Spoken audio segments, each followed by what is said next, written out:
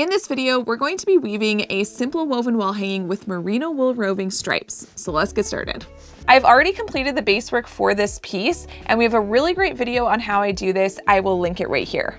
Just to give you an overview of what I've done so far is I used 412 linen warp string. I did a single warp on my loom with 30 strings total. After that, I wove in a piece of cardstock that's about 3 1/4 inches tall, and it is folded up so that it's double. This gives us something really nice and straight to beat down onto. Then I wove in the base work, which is a row of twining stitch followed by 2 rows of plain weave. So now we're at the fun part where we actually get to start weaving. I've already cut out my fringe. These pieces are about 8.5 inches long, and I used 5mm and 3mm recycled cotton string. All the tools and materials will be linked in the description box below. And I'm going to be using 1 piece of each strand to tie a raya knot around 2 warp strings at a time. And if you do need a raya knot tutorial, we've got that too, right here. Because this piece has 30 warp strings, you're going to need 15 pieces of both the 5mm and 3mm cotton string. All right, now we're ready to get started weaving. And what I'm using for this piece is Lion Brand Woolies Thick and Quick. I use this all the time. Again, it will be linked in the description box below. It's a super bulky weight yarn, and I just find it so good for so many things. So I'm gonna be using that sort of as the background for this piece, and then we're gonna have some merino wool roving for the stripes. I've already kind of split up the wool to weave in, not all of it, but most of it. And I'm using a 1/4 width. I will show you how to do that. So what I've done is I'm using the whole width of my loom kind of to measure out the width of the piece, because we want it to go edge to edge on our weaving plus extra to tuck in at the end. So I'm gonna grab a piece of that. That's approximately, you can see it's a little bit wide, but that's okay. And then to get quarters of this, we're gonna first try to find a natural halfway point. It doesn't always work out, but that's okay. We're gonna just try to get about half of the width, and then we're gonna half that again, which gets you a thinner piece, and that's what we're gonna need for this particular weaving. First, I'm grabbing my super bulky yarn on a tapestry needle, and I'm going to weave 3 rows of plain weave. Plain weave, or tabby, is just that simplest form of weaving: over one, under one, over one, under one, all the way across the loom, and then the opposite when you come back. I'm working with about 3 of my arm's length worth of yarn. It's a little over 3 this time, but that's about as long as I like to go, just for not having it knot up too much. And as we're weaving, we want to pay attention to our edges, making sure that they are staying nice and even, not getting too sucked in. And we can also create the arch. You always want to do this because we need slack, because the weft yarn, which is the horizontal yarn, is going up and over and around the warp strings. We need to allow for a little bit of extra yarn. So that's why we create this arch. You can sort of pull the edges out a little bit, strum in the middle, and then we can use our weaving combs to beat this down. So you can see there, it's not drawing it in at the sides. Now, a little bit of draw-in is always normal when you're weaving, especially on a loom with a warp that is not adjustable in tension. But that's just something that happens. I do my best not to allow it too much, but don't be too worried if it comes in at the sides a little bit. And I am pushing this yarn down quite firmly. I don't want this row of 3 to end up too tall. So now I'm gonna grab this dark brown color, and I'm weaving this in over 2, under 2, all the way across my loom. I'm just using my hands here. I could put it on a tapestry needle, but it's not a very big piece, so I don't mind using my hands for this particular part. So I'm gonna squish this down, leaving these tails nice and long on the edges so we can tuck them in later. And because we have 30 warp strings, meaning there's 15 groups of 2, we're able to start with over and end with over, which gives us a nicer edge when we go to tuck in those ends later. And it also means that we can continue on with our off-white yarn without having to cut it off or having messy edges. So I'll show you what that looks like now. So I'm just continuing on. I ended on going under, so now I'm going over with this yarn. And you can see that I can just get that nice and snug against this far warp string, and then this will cover that up when we tuck in those ends. So now I'm going to do 2 more rows of this plain weave.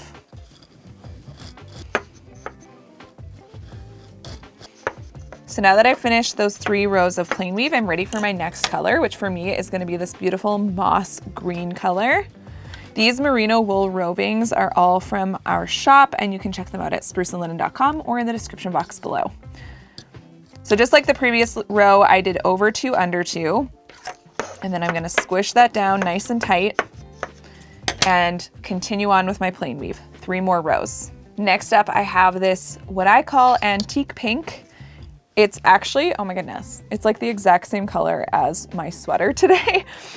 And it's definitely a color I really love. There's something about it that just feels like, it's like a dusty rose kind of color. Maybe even dusty mauve, I don't really know, but it's pretty. So now we have the pink in, and I'm gonna continue on with the plain weave. The 4th color is going to be this beautiful cinnamon color. It's kind of like a bit of a faded rust color. It's so pretty and definitely a great one for fall. Love this combination. It just feels warm and cozy. So next up, we've got 3 more rows of plain weave.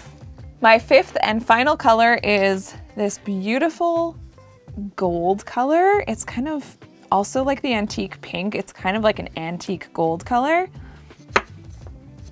Now from here on, I'm gonna go ahead and repeat the colors, but there's lots of different ways you could do this. You could continue on, if you have a lot of colors of wool roving, you could do different colors all the way up.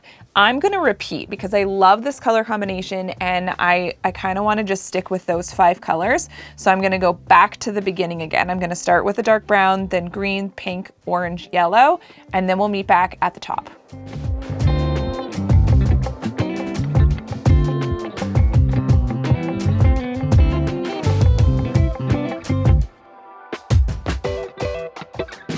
I've done 2 repeats of these colors, and it's not quite as tall as I wanted it to be. So I'm gonna go back in with 1 more row of this dark brown, and I actually think that's gonna make it look a bit more symmetrical, because when we start with brown, we have brown in the middle, and then we have brown again at the end.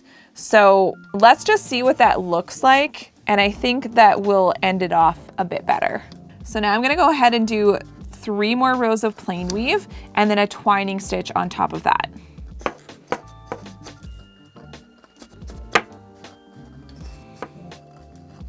When I do my twining stitch at the top, I do 1 row of plain weave, and then I start a new piece of yarn. In this case, I'll have enough on this one. But the reason I have a separate piece of yarn is because if you turn around with the twining stitch, it's gonna make the edge suck in where you turned around. That's at least what I find. So I just like to start a new piece of yarn to do this twining stitch.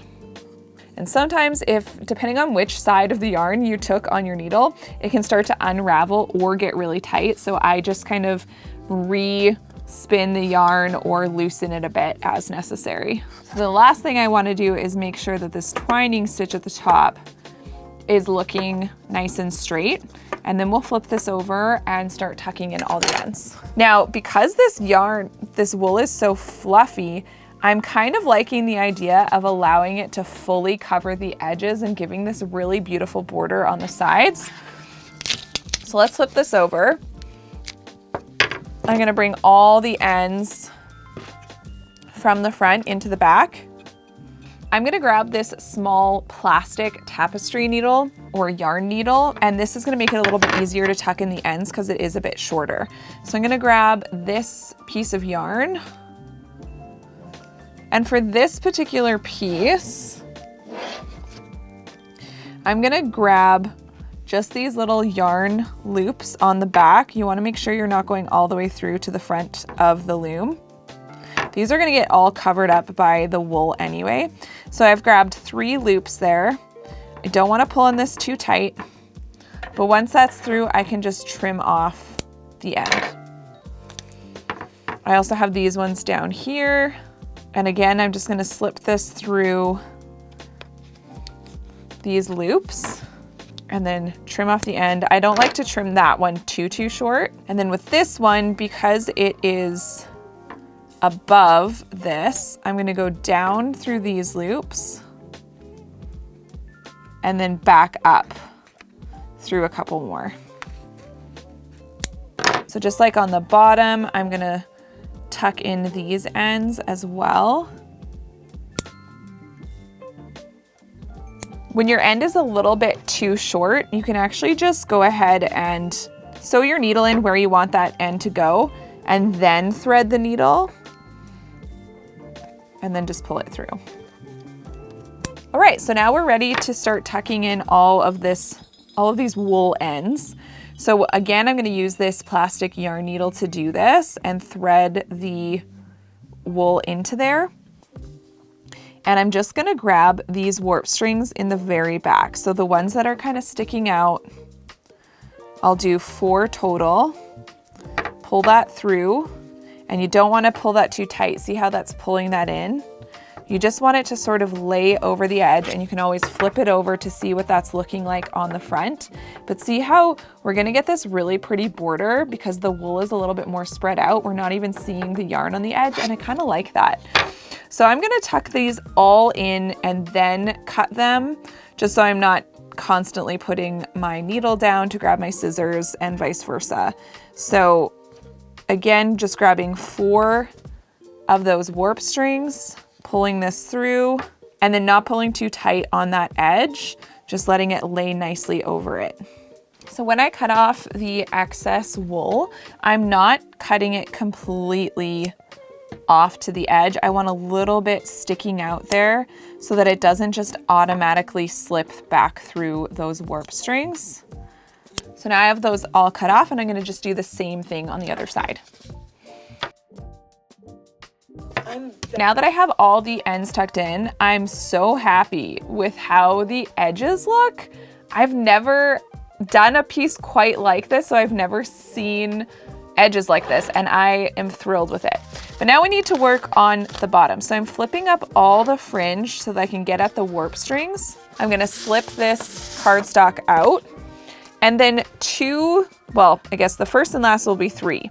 So we're grabbing this first loop and then this one, and I'm gonna do an overhand knot and push that overhand knot up to the edge of my weaving. Then from there, I'm just gonna grab 1 loop at a time, doing an overhand knot, pushing it up against the bottom, and really just trying not to mess with the bottom. We know it was straight because the cardstock was there. So I'm just trying to push my knot up against the bottom and not really tighten it or loosen it as I go. So now that I have all those knots in place, I can just slip this off of my loom and set my loom aside. And then I'm gonna flip this back to the back again, grab my yarn needle, and I'm gonna weave these ends in. When I do a single warp, which is just that warp that only has 1 string between each notch, I like to sew in the ends, but you definitely don't have to. You can cut them off neatly in the back as well, which is what I do with a double warp because there's just too many warp strings to sew back in. But typically when I'm able to sew them in, I do, because I do find that to be just a tidier way to finish off your piece. So now that those ends are all tucked in, I can go ahead and trim them off. And just like with the wool, I'm trimming them off. Well, these ones I'm trimming off fairly closely to where I tucked them in, because if they come untucked, it doesn't really matter since we have those overhand knots. But I'm gonna trim them off short so that everything looks as tidy as possible in the back. Next up is figuring out this fringe. So I wanna make sure the fringe is a little bit more even. I've really been liking not having my fringe be perfectly straight. I just think it's so much easier and less time consuming, and things tend to shift anyway. So even if you spend a lot of time making your fringe perfectly straight, it can often become not as straight as soon as the weaving gets moved around. So what I like to do is just sort of lay my weaving down, and first and foremost, I'm grabbing everything that obviously looks too long. So that's kind of my first pass. And I like to clean up as I go because this cotton string can definitely be a little bit dusty. And then I can flip it over and do the same thing. Since the fringe is fairly thick, sometimes when you're cutting, you don't get all the way to the back. Then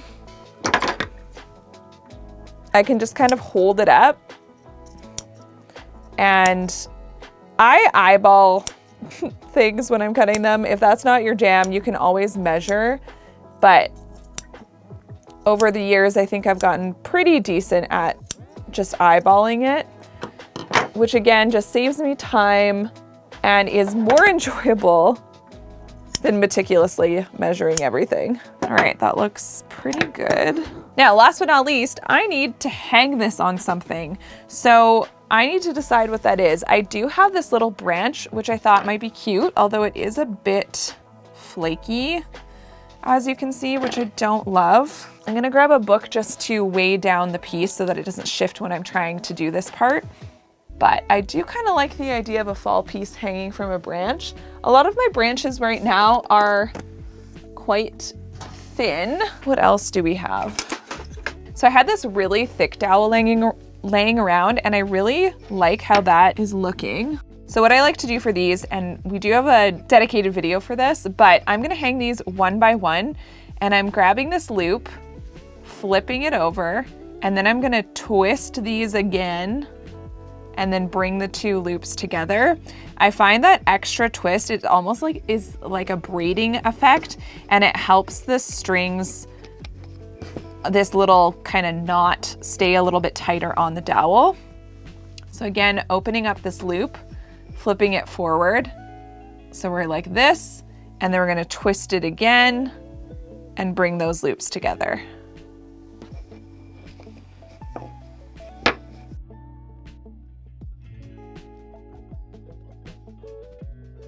Lastly, I'm going to add a hanging string, and I'm going to use the same string I used for the warp, which is 412 linen.